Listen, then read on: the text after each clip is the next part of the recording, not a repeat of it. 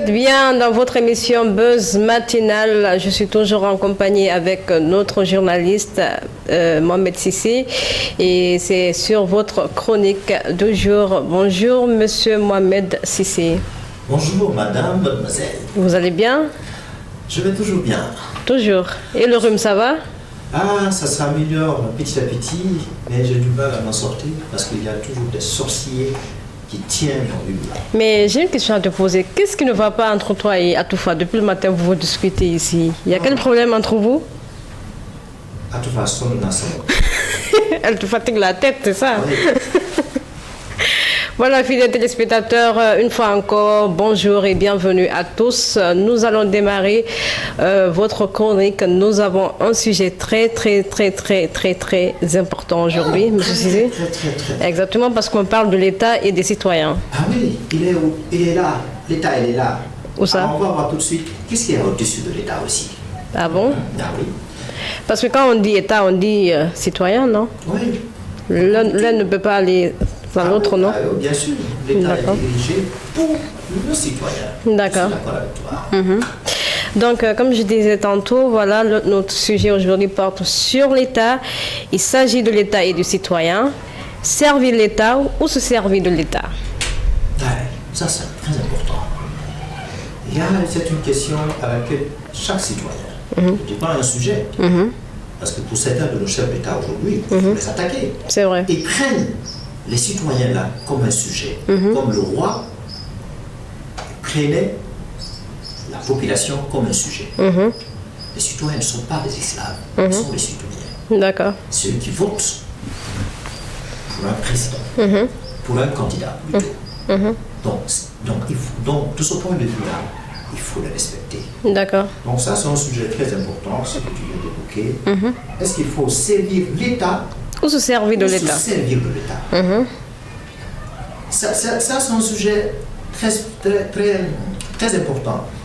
Et ça devrait être une culture. On doit avoir ça en soi tous les jours quand on se réveille. Qu'est-ce que je peux faire pour l'État?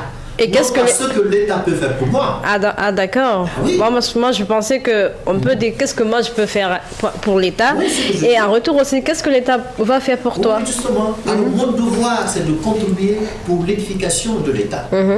Et le droit de l'État, c'est de s'occuper de moi. Et de s'occuper de moi, par exemple, supposons que je sois un entrepreneur, j'ai un problème avec un individu ou bien une autre entreprise, l'État doit intervenir dans ce sens-là. L'État doit prendre en charge ma sécurité. L'État doit construire des hôpitaux pour ma formation et aussi celle de mes enfants. D'accord.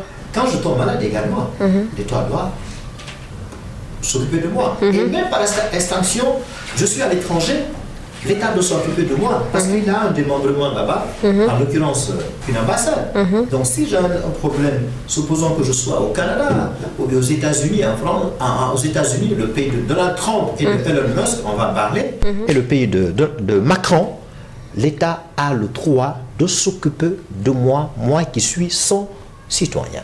D'accord. Alors, Monsieur Sissé, selon vous, quel est le rôle de chaque citoyen envers son État? Parce que je pense que vous avez parlé du rôle de l'État envers le citoyen, mais qu'est-ce que le citoyen, lui, il doit faire pour l'État? Alors, il y a un président américain, dont j'ignore le nom, qui disait souvent, un citoyen, un vrai citoyen, doit se poser la question, qu'est-ce que moi je peux apporter à l'État? Non pas ce que l'État peut faire pour moi. D'accord. Donc, étant citoyen, je dois être imbu de cette valeur, le civisme, le patriotisme. Simple, hein? Des choses élémentaires. Il est de mon devoir de nettoyer la rue. Je ne dois pas avoir honte de ça. Nettoyer la rue. Il est de mon devoir de nettoyer les édifices publics. Comme le 7 Setal qui se passe ici au Sénégal. Voilà, ça c'est une bonne initiative prise par Ousmane Sonko, oui. avec le président Bassirou Diomaye Faye. Donc, de nettoyer. On n'a pas besoin que l'État prenne l'initiative. On n'a pas besoin que les autorités prennent l'initiative pour qu'un citoyen se décide pour aller faire le nettoyage. Nettoyer les hôpitaux, nettoyer les écoles, nettoyer les mosquées. Un citoyen doit s'interdire de jeter les ordures dans la rue. D'accord. C'est important. Ouais. Ça commence par ça, un citoyen. C'est ça on appelle le Et civisme. lorsqu'il y a une élection présidentielle ou législative ou communale ou sénatoriale, que sais-je encore, se profile à l'horizon, un citoyen doit sortir de sa maison pour aller voter. D'accord. Choisir pour tel candidat parce que je suis séduit par son programme ou bien m'abstenir. De toute façon, tu as le devoir d'aller voter. Voter. Et par ailleurs, lorsqu'une personne est en danger, tu as le devoir, par exemple, je vois un enfant qui est en train de se noyer, tu as le devoir de lui porter assistance, si tu peux. Si tu peux. Alors, si tu ne peux pas, Il faut appeler les secouristes. voilà, il faut faire appel au service de sécurité ou bien des sapeurs-pompiers, comme on le dit au Sénégal. Mais de rester indifférent, de rester inerte, en ce moment, ta complicité passive serait engagée parce que toi, tu es là. Et c'est encore plus grave s'il s'agit d'un agent, un policier ou bien un gendarme qui voit quelqu'un en train de souffrir, au moins, soit de la noyade, ou bien tu vois une vieille dame qui est en train de se faire agresser et tu restes indifférent. Ouais. Et en ce moment, ta complicité active risquerait d'être engagée. Donc D'accord. c'est ça le rôle d'un vrai citoyen. Doit faire pour Et l'État. cette manière, ce comportement-là contribue évidemment à l'édification de l'État, L'État. à rendre l'État très fort, très puissant. D'accord. Merci beaucoup, M. Cissé, pour vos réponses qui sont toujours géniales et agréables à entendre. Donc là, on va parler de l'éducation parce qu'on ne peut pas parler de l'État ou de la jeunesse sans l'éducation. Ouais. Donc, revoir les méthodes et programmes d'enseignement. L'État doit-il, selon vous, l'État doit-il améliorer ses méthodes? Voilà, c'est ça, je pense que c'est ça la question. Parce que, comme je disais tantôt, on ne peut pas parler d'État sans parler de la jeunesse. Oui. Quand on parle de l'éducation, on touche forcément la Oui, les jeunesse. citoyens, oui. Voilà, les citoyens. Donc, c'est la question que je voulais savoir. L'État doit-il améliorer ses méthodes selon Mais vous? justement, les deux là vont ensemble, les citoyens et l'État. Alors, pour être un bon citoyen, il faut avoir une bonne formation. D'accord. Et pour avoir cette formation-là, il est du devoir, je dirais même l'obligation pour l'État de construire des écoles. D'accord. Équiper ces écoles-là par des outils pédagogiques et des outils scolaires pour permettre à ces pupitres, comme on le dit, à ces citoyens, les enfants, de s'instruire, de se cultiver. Alors on voit aujourd'hui malheureusement les programmes qui sont enseignés dans nos écoles africaines, pas seulement au Sénégal ou en Guinée, ne s'adaptent pas à nos besoins sociaux, ne s'adaptent pas à notre philosophie, à notre vision, notre perception, notre sociologie. Il y a un décalage. Et qui plus est, ce programme aujourd'hui ne s'adapte pas aux besoins exprimés par les entreprises. Aujourd'hui, tu suis une formation à l'université ou bien dans une école professionnelle, tu vas sur le marché de l'emploi, dans une entreprise, tu viens taper à la porte, on te dit que tu n'as pas le niveau tu n'as pas le niveau, tu n'as pas le profil dont nous on a besoin. On a besoin, ouais. Tu vois? Donc il y a un problème à ce niveau. Il faut revoir notre programme. Alors quand on parle de la citoyenneté, alors est-ce que dans nos programmes, on enseigne ce qu'on appelle l'empathie? S'offrir à la place de ton concitoyen. Quand ton concitoyen a un problème, lui porter assistance. Ou bien appeler les agents de sécurité, ou bien la police. Qui sont là à la matière. Est-ce qu'on le fait? Est-ce qu'on nous éduque à l'école d'avoir le civisme, le patriotisme qu'on n'attend pas qu'on nous demande, l'État nous demande, mais on prend l'initiative de nettoyer, de prendre soin des édifices publics parce que c'est un patrimoine pour tout le monde. C'est un bien public, ça appartient à tout le monde. Les écoles, les mosquées, les transports publics, ça appartient à tout le monde. Quand on voit par exemple au moment de la manifestation, on voit des jeunes qui se permettent de prendre les pierres là pour lapider. Les biens, c'est pas à l'État, c'est pour toi. Parce que c'est nous quand qui on parle de l'État, c'est nous. C'est nous, ouais. Est-ce que toi, tu as une fois mangé avec l'État? L'État? Oui. Comment? Tu connais l'État?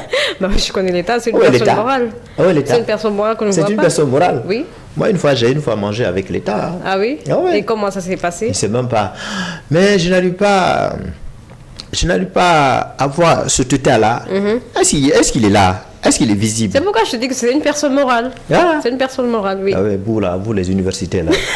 avec les mots moraux. Mais moi, ma grand-mère qui est là, quand je parle de l'État, elle va dire, mais c'est quoi l'État? Mais ta grand-mère, quoi. Il faut dire, c'est quoi l'État? Et même mon petit-fils là, quand tu parles, c'est une personne morale. C'est quoi, c'est une personne morale? Vous, avec vos histoires de mots techniques là, nous, on ne comprend pas. On ne comprend pas ça. C'est pourquoi j'apprécie les Ivoiriens. Ouais. Quand ils parlent là, tout le monde comprend. Tu vois, vous voyez ça? Donc, l'État, c'est quoi? Comme je définissais la dernière fois, l'État, en termes sociologiques, l'État, c'est la population. La population, l'État, c'est le territoire, l'État, c'est l'autorité. L'autorité légitime. Donc, pour parler de l'État, il faut les 3 éléments constitutifs. Et l'État doit avoir le pouvoir. L'État doit avoir la souveraineté, la pleine souveraineté de pouvoir exercer son autorité sur cette population et sur le territoire sur lequel cette population est établie. D'accord. Et ce pouvoir dont détient l'État, l'autorité dont détient l'État, doit être légitime. Et où est-ce qu'il tire cette légitimité-là? C'est à partir de vote. Donc, un putschiste qui vient au pouvoir, il n'est pas légitime. Ouais. Parce que personne n'a voté pour lui. Un civil qui viole la Constitution pour rester longtemps au pouvoir au-delà de son mandat n'est pas légitime. C'est vrai. Ouais. N'est pas légitime. Donc, à partir du moment où celui-là n'est pas légitime, il a transgressé la Constitution, il a transgressé la loi, ça porte atteinte à l'État. Ça porte atteinte au bien public. Il y a certains même qui parlent de la République, la res publica. Donc c'est pour tout le monde. C'est pas pour un seul individu, une seule personne. Donc pour que cela soit tout le monde, pour que l'État puisse satisfaire tout le monde, sans exception, tous les citoyens de cet État-là doivent contribuer autant que faire se peut pour édifier cet État-là. Ok, merci à vous, Monsieur Cissé. On continue toujours avec nos questions qui sont pertinentes, je crois, qui sont pertinentes, je voulais dire. Donc, voilà, pourquoi certains jeunes Africains n'ont pas confiance en leur capacité de pouvoir créer à travers leur propre imagination, selon vous? Alors, ça, justement, l'école est encore à son rôle. On voit aujourd'hui, quand on va à l'école, on nous enseigne quoi? On nous enseigne que l'histoire, on nous enseigne la géographie, la philosophie, la science. Et la science, qui ne sont pas, ces matières qui ne sont pas cohérentes avec nos besoins sociaux, avec nos problèmes, nos réalités sociologiques, qui ne reflètent pas notre identité. C'est ce qu'on nous enseigne.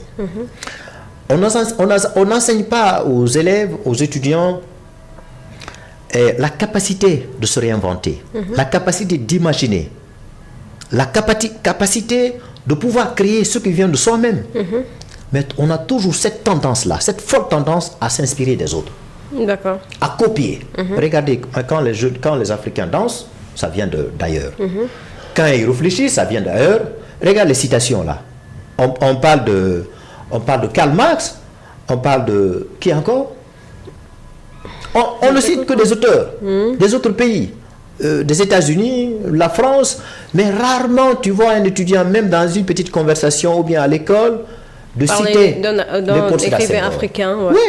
De citer Cheikh Anta Diop, qui fut notre grand scientifique, en particulier pour le Sénégal, mais en Afrique tout entière. Il y a peu d'étudiants aujourd'hui qui font référence à ces grands écrivains. Nous espérons toujours de l'extérieur. Mais Aimé Césaire. Et Marianne qui a écrit la longue lettre. Donc, les jeunes aujourd'hui ne font pas expérience, ne s'inspirent pas de ces grands auteurs qui ont accouché des belles idées qui peuvent faire évoluer même notre sociologie et notre philosophie. C'est dommage aujourd'hui. Donc, peut-être on va parler de ça. Nos leaders ne nous ont pas aidés à réveiller ce potentiel qui se trouve, qui dort en nous, ce potentiel-là, cette capacité à imaginer, à se réinventer, à avoir cette ingénierie intellectuelle pour pouvoir créer. Pourtant, nous avons tout. Nous avons des matières premières. Ce qu'on voit aujourd'hui les produits finis qu'on nous vend aujourd'hui, Ça les vient voitures, d'ici? les vélos, On a le tout ça ici? micro, les caméras, tout ça, ça vient de nos matières premières. C'est vrai. On voit le cobalt, le coltan qui vient du Congo aujourd'hui, où il y a des hostilités, il y a des guerres. Donc si aujourd'hui ce pays est devenu, j'ouvre une petite parenthèse, une zone d'hostilité, de théâtre de conflit, de guerre, parce qu'il y a des intérêts géostratégiques qui est en jeu. Parce qu'il y a des zones là-bas, à la ville de Goma, le nord de Kivu. Et aujourd'hui, les M23 vont vers le sud de Kivu. Parce que tout simplement, il y a des intérêts stratégiques. Les minerais, le coltan dont je viens de parler, le cobalt. Donc, le Rwanda a besoin de ça pour fabriquer quoi? Confectionner quoi? Les portables. Les portables, oui. Surtout les batteries des portables. Si on voit aujourd'hui, ces batteries-là ne vont pas s'exploser dans tes mains, c'est grâce à ces matières premières-là. Les avions, on construit des avions avec ces matières premières-là. Alors, les Blancs prennent ces matières premières-là chez nous pour aller les utiliser chez eux et venir nous vendre ça en Afrique. En plus, très cher aussi. Hein? Oui, très cher. Très cher, ouais. Et quand on voit ça, on dit, ah oui, c'est joli. Et on se bat pour ça. On a vu, les gens se battaient, on agresse des gens à cause du portable. Et les jeunes oublient qu'avec leur volonté, avec leur capacité, avec leur ingénierie, avec leur imagination, elle peut aussi faire plus fabriquer, que ça. oui, fabriquer aussi quelque chose. Ouais. Quelque chose. Et quand on fabrique des choses ici, on peut le vendre à moindre coût. C'est vrai. Donc c'est important. Alors, Monsieur Cissé, une autre question pour vous. Nos dirigeants africain se soucie-t-il de sa jeunesse selon vous? Parce que nous avons vu tout récemment Donald Trump, ce qu'il a fait. Il a, qu'est-ce que je voulais dire, le président Donald Trump a coupé l'aide au développement de l'Afrique. Oui. Est-ce que nos dirigeants africains se soucient-ils de sa jeunesse selon vous? Alors, nos dirigeants africains, parfois même quand je parle, ça me fait de la peine. Enfin, Aminatou, je suis vraiment gêné. Ça fait 60 ans, 63 ans, 64 ans pour certains pays et pour d'autres pays. Jusqu'à présent, nos dirigeants-là, leur priorité, ce n'est pas de reconstruire cet État-là. On a pris notre indépendance. On doit reconstruire, construire, ériger un État à l'image de nos besoins sociaux, philosophiques, économiques et culturels, voire identitaires. Et malheureusement, les dirigeants-là, je dirais même les soi-disant dirigeants-là, ils sont que là pour leur intérêt. Lequel intérêt vise à rester longtemps au pouvoir. Comme on a cité la dernière fois, lors de notre dernière chronique. Comment vais-je appeler ça? Au Cameroun. Avec Paul Biya. Paul Biya, longtemps au pouvoir. Est-ce que celui-là c'est un dirigeant? C'est pas un dirigeant. Ah oui. Il est juste là. On voit Ouattara aujourd'hui, qui tente un 4e mandat. Est-ce que celui-là c'est un dirigeant? Est-ce que quelqu'un qui prenne en compte la préoccupation de la jeunesse? Il faut s'interroger. Les gens qui commettent le coup d'État constitutionnel, est-ce que ce sont les dirigeants? Si aujourd'hui les militaires prennent le pouvoir, en partie ils seraient responsables. En partie ils seraient responsables. Alors, est-ce que peut-on comparer nos dirigeants aujourd'hui, qui sont devenus le tonton des élections? Moi je les appelle, entre guillemets, les tontons des élections. Et ce qui les intéresse, leur véritable agenda, c'est pour les élections. Oui, c'est de tripaturer la Constitution pour rester au pouvoir. Ou bien commettre le hold-up électoral pour rester longtemps au pouvoir. Alors, est-ce que moi je peux les comparer aux dirigeants des pays émergents, des pays BRICS, comme on les appelle? Et ce ne sont pas des dirigeants, ce sont des leaders. Ils ne sont pas là pour leur propre intérêt. Plutôt, ils sont là pour le peuple. Et quand ils se fixent un objectif, ils peuvent l'atteindre. Parce qu'ils ont la capacité, ils ont la stratégie, ils sont très stratèges pour galvaniser, pour sortir des communications susceptibles de convaincre leur population pour rester sur ces rails-là, en vue de l'atteinte de l'objectif fixé par le leader. On a vu Mao Tse-tung en Chine. Certains disent qu'il prenait la chicotte pour contraindre, obliger la population à travailler, aller dans les plantations, dans l'agriculture. Aujourd'hui, on voit le résultat. Ceux qui étaient dans l'agriculture avant, aujourd'hui, ils sont en plein dans la technologie. C'est vrai. Ils fabriquent tout ce que l'Amérique peut fabriquer. On voit dans les années très, très reculées, la Chine était derrière nous en termes de développement. Mais aujourd'hui, la Chine est très loin de l'Afrique. C'est aujourd'hui, c'est elle qui porte assistance, aide financière, qui apporte la technologie en Afrique. Donc, franchement, le leadership de nos dirigeants africains pose problème. Ça pose problème. Il faut que ces gens-là se réveillent. Le jour où ils vont se réveiller, ipso facto, la jeunesse aussi va se réveiller. Et si la jeunesse fait... Est-ce que c'est pas tard? Parce qu'à chaque fois, on dit qu'ils vont se réveiller, mais on ne voit jamais le résultat. Mais il n'est jamais tard. D'accord. Il faut qu'ils prennent conscience qu'ils ne se sont pas encore réveillés, nos dirigeants-là. Il faut qu'ils prennent conscience. Dès lors qu'ils se rendent compte qu'ils ne sont pas encore réveillés, qu'ils ne sont pas conscients des enjeux africains, le retard qu'on est en train d'accuser, alors que nous avons la possibilité de se prendre en charge. On va parler tout de suite là. Vous voyez les effets aujourd'hui. Quand je vois les chefs d'État se sentent frustrés ou se sentent gênés, parce que tout simplement, Donald Trump a décidé de couper l'aide au développement qu'il accordait aux États africains. Mais il est dans son droit. Il est dans son droit. Il est dans son droit. C'est son propre argent, pour parler simple. Donc, et je pense que c'est une opportunité qui va pousser aux chefs d'État de se réveiller. Comme le disait Ousmane Sonko, il dit maintenant, voilà une raison de justifier qu'on ne doit pas dépendre aux aides étrangères, pour le paraphraser. Rien que pour le Sénégal, l'aide au développement qu'il bénéficiait, avant même que Donald Trump ne prenne cette décision de geler, c'est 316 milliards de francs CFA. C'est énorme, hein? C'est énorme. Donc cela va évidemment avoir un impact. Ça va avoir un impact. Mais les chefs d'État, où sont-ils?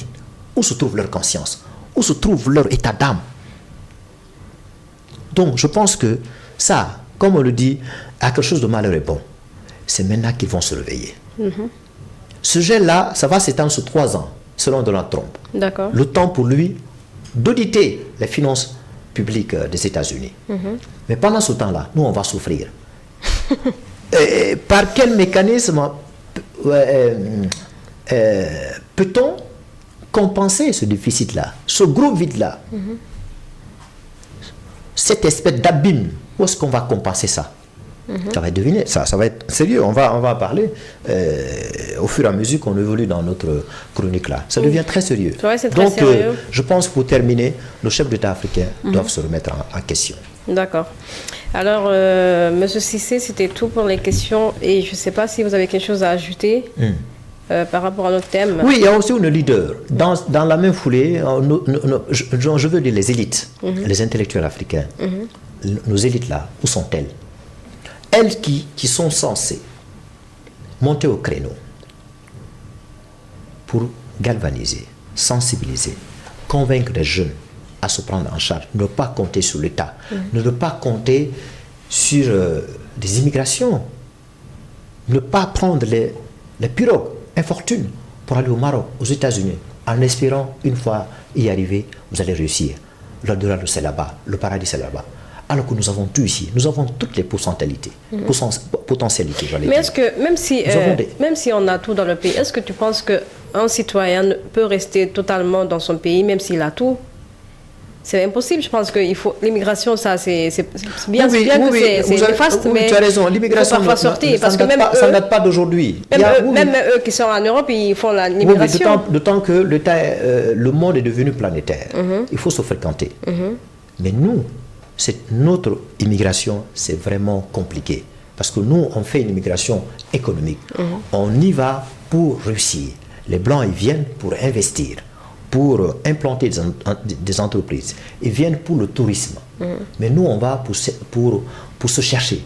Et quand on part là-bas, on n'a même pas de logement. On voit nos Africains, nos frères africains, nos sœurs africaines qui passent la nuit dans les rues, qui mangent à partir des poubelles. Il y a certains même qu'on les appelle comme des clochards. Alors que quand tu es en Afrique, tu ne peux pas vivre dans une telle condition parce que tu as tes familles ici dans la capitale et à l'intérieur du pays, à Fouta, à Mamou, à Ziguinchor. Il y a toujours quelqu'un qui va lever un petit doigt. Mais tu vois ton ami là-bas qui aurait réussi au Canada et tu veux faire pour autant. Tu veux aller voyager. Mais tu sais par quel moyen il a passé pour arriver là? Tu ne sais pas. Est-ce que vous avez de la même chance? Donc si tu tentes cette mésaventure-là, eh ben, dis donc, tu risques d'être lâché par cette pirogue-là qui fait couler nos parents, nos soeurs à tout moment. Donc là, je pense que nous avons tout ici en Afrique. Nous avons tout. Oui, ce n'est pas interdit de voyager, mais il faut avoir un soubassement, il faut avoir un socle, une fondation avant d'y aller. On peut aller là-bas pour s'inspirer. On peut aller, nous aussi, aller investir, c'est possible. Créer des entreprises là-bas. Mais aller pour se chercher là-bas, je pense que c'est pas une bonne chose. Il faut chercher d'abord ici, avoir une base financière avant de penser pouvoir y aller. D'accord, M. Cissé. Donc, avant de terminer, quelles solutions pouvez-vous nous donner? Qu'est-ce que l'État alors doit faire pour que la jeunesse ne quitte pas le pays pour aller vers l'immigration? Qu'est-ce que l'État doit faire selon Alors, on dit traditionnellement que l'État, sa vocation, ce n'est pas de créer des richesses, mais plutôt de garantir des richesses. Alors, on voit aujourd'hui dans d'autres pays, aux États-Unis, en Chine, les pays BRICS, qui sont devenus des États interventionnistes, qui accompagnent les entrepreneurs.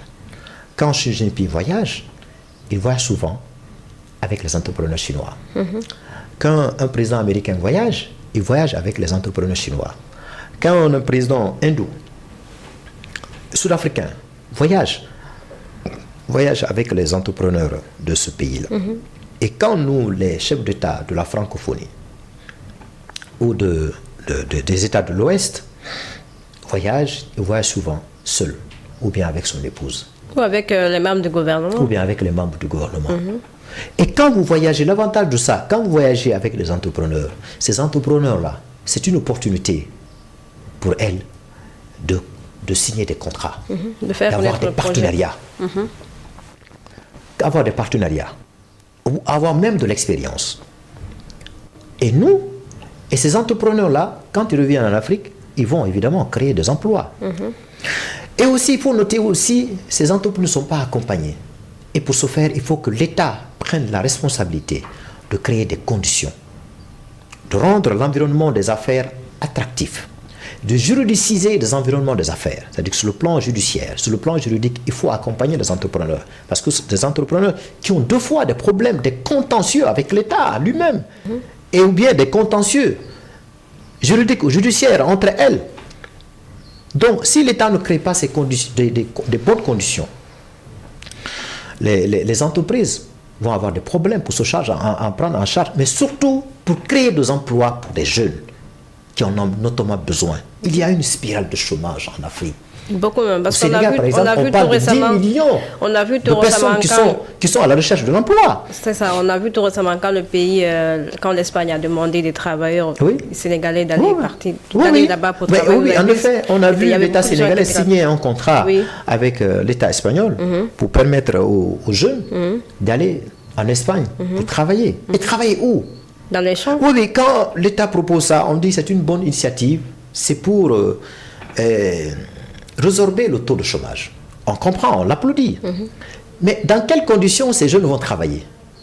Dans l'agriculture. On a vu tout récemment des jeunes Sénégalais qui font des témoignages. Ils disent, nous, ici, notre contrat n'est pas respecté. Ce qu'on perçoit à la fin du mois, c'est insignifiant.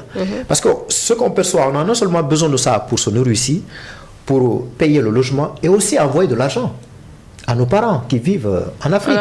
Donc c'est insuffisant. Nos contrats de travail ne sont pas respectés. Donc l'État doit éveiller sur ça. Non seulement l'État doit éveiller sur les clauses de ce contrat-là qu'il signe avec le pays.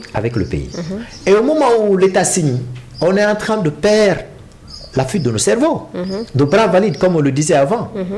C'est des jeunes qui partent, des jeunes dynamiques qui partent.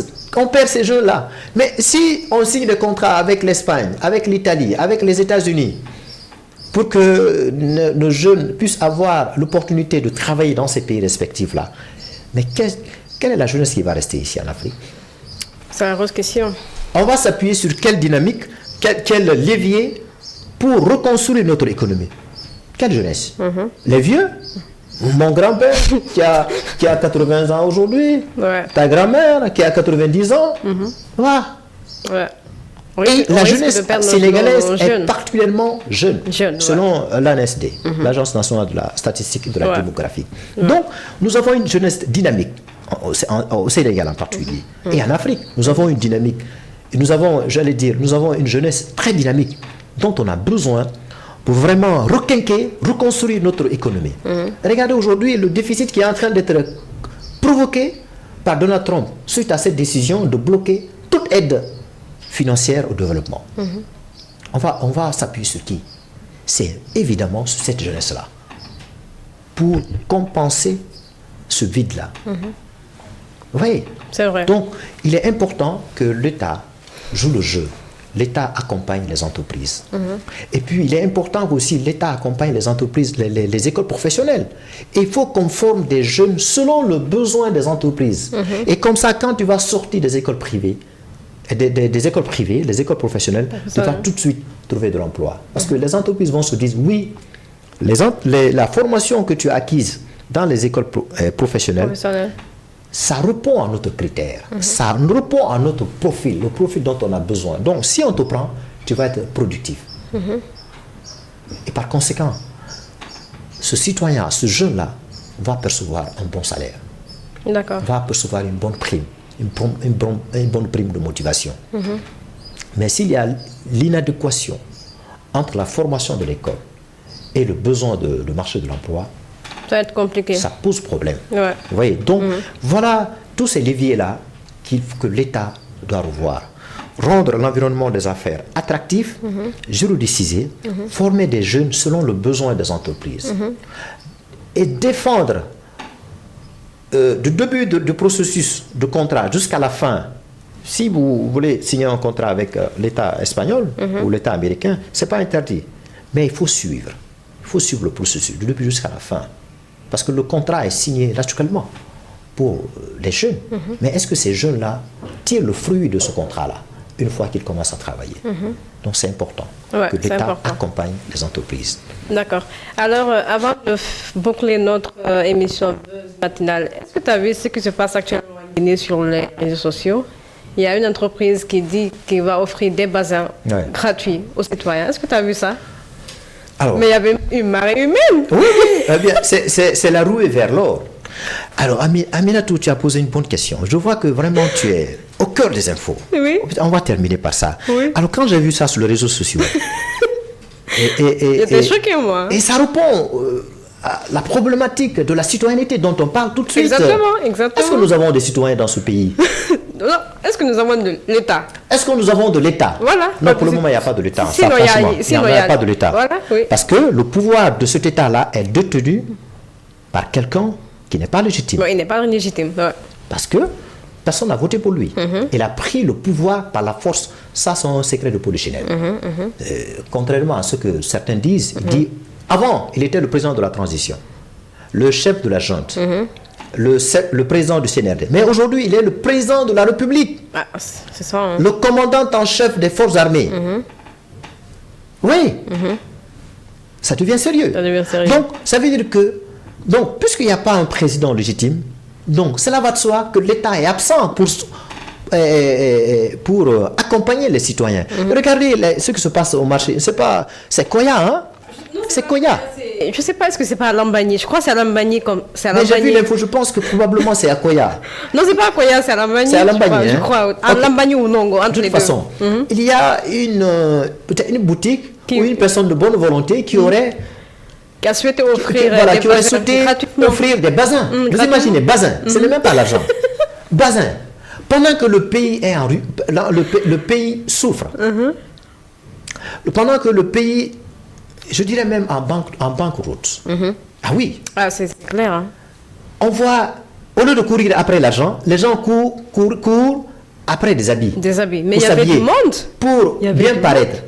Pour bien paraître, alors que tu souffres. Tu es malade. Tu n'as pas d'argent. C'est vraiment une triste réalité. se donner à manger, donner à manger à sa famille.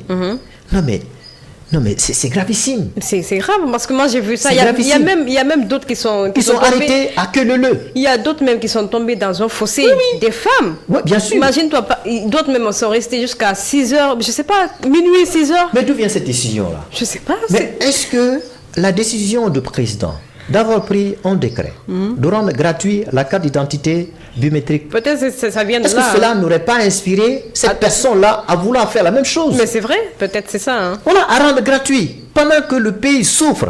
Vous voyez, quand vous rendez gratuit pour les citoyens, vous rendez les citoyens paresseux. Paresseux, ouais. Vous rendez les citoyens oisifs. Donc, ils vont attendre tout des personnes de bonne volonté. Ils vont attendre tout des Samaritains. Ils vont attendre tout de l'État. Ce citoyen-là, si tu lui dis dans la foulée, tu es venu prendre un bazin gratuit, et toi, qu'est-ce que tu fais pour l'État? Est-ce que de cette manière-là, tu es en train de rendre service à l'État? Ce que tu rends à l'État, c'est ce que l'État va te retourner. Mais si tu n'apportes pas à l'État, qu'est-ce que l'État va t'apporter? Lorsque tu es victime d'un accident, on ne le souhaite pas, ou bien tu es malade, ou bien tu veux former tes enfants, qu'est-ce que l'État peut t'apporter? Mais rien. On a vu en France, par exemple, j'ai vu, il y a quelqu'un là-bas, chaque année, il prend l'initiative d'allumer la tour Eiffel. Elle monte pour allumer. Elle ne demande pas l'aide financière à la mairie ou bien à l'État. Lui-même, de sa propre initiative, il monte pour allumer. Parce que la tour Eiffel, c'est un bien public. Ouais. C'est pour tout le monde. C'est non seulement pour les Français, mais aussi les étrangers qui viennent. Même ceux n'ayant pas de papier, comme toi, par exemple. Voilà. Est-ce que je suis là-bas? Mais si tu veux aller. Tu vois? Non, mais c'est ça un bien public. On doit le protéger. Si parce que c'est pour moi. C'est pour tout le monde. C'est pas un bien privé. C'est pour tout le monde. Une télévision, c'est un bien privé. C'est pas pour nous. Mais le palais, c'est pour tout le monde. Et la voiture d'Indic, c'est pour tout le monde. Vous voyez ça? Et le pétrole qu'on a trouvé au Sénégal, c'est pour tout le monde. C'est pour tous les 17 millions de Sénégalais. Le Simandou 2040, le projet ambitieux là, c'est pour les 14 millions de Guinéens. C'est un bien public, c'est pour tout le monde. Et chaque Guinéen a le droit de le revendiquer. Chaque Guinéen doit avoir sa part. Et si on avait un État, sérieux, un État normal, il doit y avoir la rétribution à chaque citoyen. Chaque citoyen doit avoir, tu dois ressentir ça dans le panier de la ménage, dans les paniers de la ménagère. Tu dois ressentir ça sur le frais de scolarité de tes enfants. Tu dois ressentir sur la facture de ta santé. Et quand tu es malade, l'État te prend en charge. Parce qu'on tire de ça de nos ressources naturelles. Et puisque tu es né sur ce sol-là, tu es issu des parents de ce pays-là, et Dieu a fait que, par la volonté divine, vous ayez cette ressource naturelle dont chaque citoyen, où qu'il se trouve, doit bénéficier le fruit de ces ressources naturelles. Franchement, c'est dommage quand on voit les femmes, surtout les femmes qui étaient nombreuses, qui couraient, au risque même de se donner la vie pour avoir quoi? Donner la mort. Je ne sais pas combien de mètres. Je ne sais pas combien de mètres. Oui. Moi, j'ai vu même le matin là, je t'ai dit, j'ai vu des femmes qui étaient tombées dans un fossé à cause seulement d'un habit.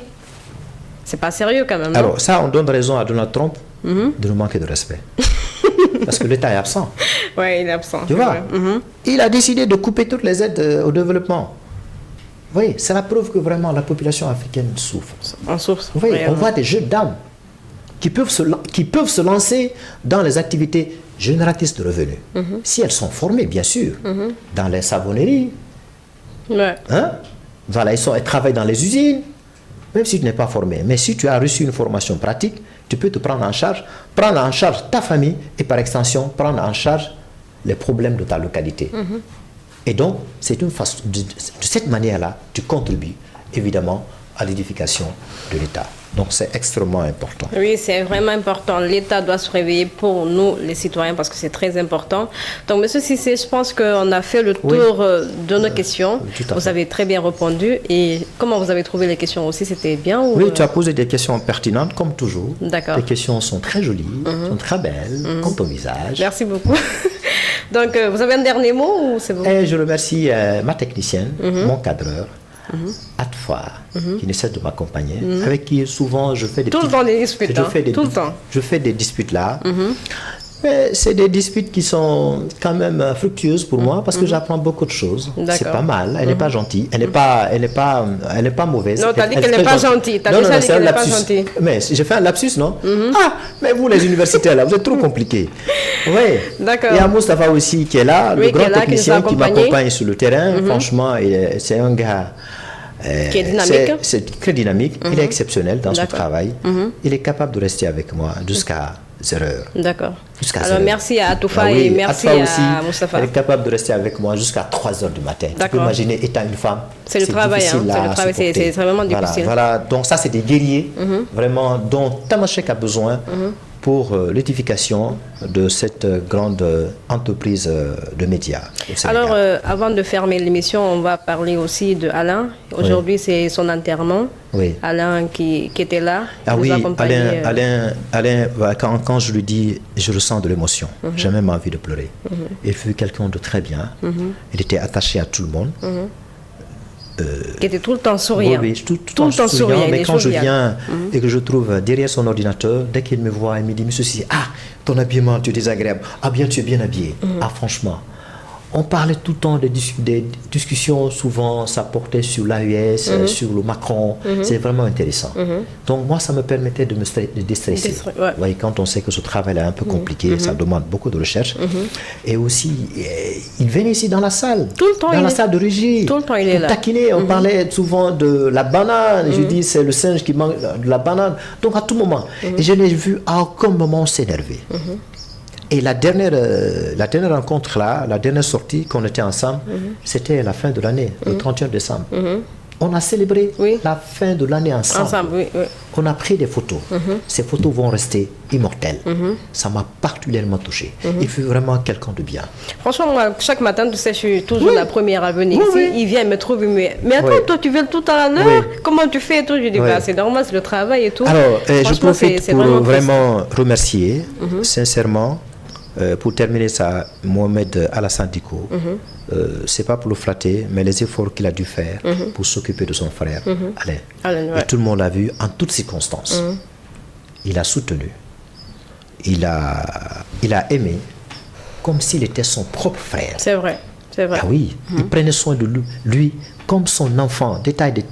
Et puis il se trouvait dans son bureau. Tout le temps. Il faisait face à lui. Il discutait, il faisait rire.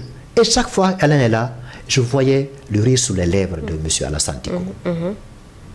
Donc, il n'était pas gêné, il n'était pas stressé, parce que le monsieur était là. Il était partout, même en bas, à Suel. Il a vu là-bas, il était en compagnie avec notre équipe de Suel, qui est très dynamique, qui fait rouler, qui fait marcher en plein régime notre usine de Suel, voilà, qui permet aujourd'hui à notre entreprise Tamashek de pouvoir tenir. Ouais, donc là, pour cette raison, je me dois de le rendre vraiment hommage pour cette générosité, sans cesse. Ce altruisme qu'il n'a cessé de rendre à son frère, Mohamed Alain. Je prie que son âme repose en paix, que Dieu lui accorde son paradis éternel. Voilà. Et je remercie celles de ceux qui l'ont soutenu au moment qu'il était encore en vie. Et je remercie également sa sœur. Dès qu'elle a appris le décès, tout de suite, elle est venue ici pour s'inquiéter de la situation. Vraiment, je remercie. Je partage aussi, en tout cas tout le monde, toute l'équipe de Tamashek, y compris celle de Civil, partage toute l'émotion, toute la douleur. C'est difficile à supporter. Non, c'est avec cette brave dame. Elle est vraiment aimante vis-à-vis de son frère. Vraiment, que Dieu la bénisse, que Dieu la récompense, elle, et pour ses enfants et pour sa sœur, d'avoir soutenu Alain au moment qu'il était encore en vie. Alors, c'était tout pour votre émission. Monsieur Alain, reposez-vous en paix. Vous resterez toujours gravé dans notre cœur. Et voilà, on se dit à demain, Inch'Allah. Portez-vous bien. Au revoir. Au revoir.